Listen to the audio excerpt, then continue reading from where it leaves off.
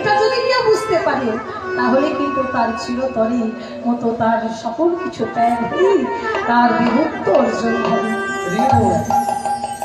আর ঈশ্বর সাধন লাভ কিসে হয় না? আত্মসমর্পণ।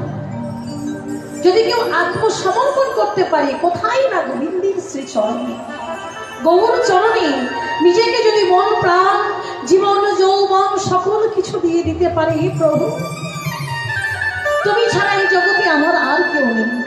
আজকে মায়েরা দেখুন, আজকে আমরা যে বাড়িতে আছি, যে দিদি ভাইয়ের বাড়িতে আছে, সত্যি ওই দিদি ভাইয়ের কথাটা না বললে একটু নয়।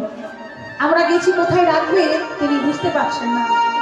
এই যে মানুষের প্রতি যে ভালোবাসা, মানুষের প্রতি যে ভালোবাসা, বলছে দেখো এত মানুষকে সেবা করছো, তাহলে কি মানুষকে সেবা করলে সম্মান করলে ভগবানের চরণ পাওয়া যায়, ভগবান প্রাপ্তি হয়, ভগবান খুশি হয়? বলে শুনো, ভগবান কখনই খুশি হয়। কখন খুশি হয় না? প্রত্যেকটা জীবের মধ্যে আমার ঈশ্বর আছেন, এই ভেবে যদি কেউ সেবা করতে পারে তবেই কিন্তু তার ভগবান প্রাপ্তি হয়।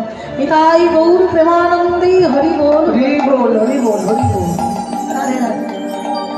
যে প্রত্যেকটা জীবের মধ্যে আমার ভগবান আছে, ভগবান আছেন বলে আমরা আছি, ভগবান আছেন বলে আমরা আজকে এখানে আছি। এই মনোভাব যদি কারোর মনে জাগ্রত হয়, তার অবশ্যই ভক্তির সঞ্চার হবেই হবে। ভক্ত হওয়া যায় একমাত্র ভগবানের কৃপায়, ভক্ত হওয়া যায় ভগবানের কৃপায়, কিন্তু ভক্তিটা আসে ভক্তের মাধ্যম দিয়ে।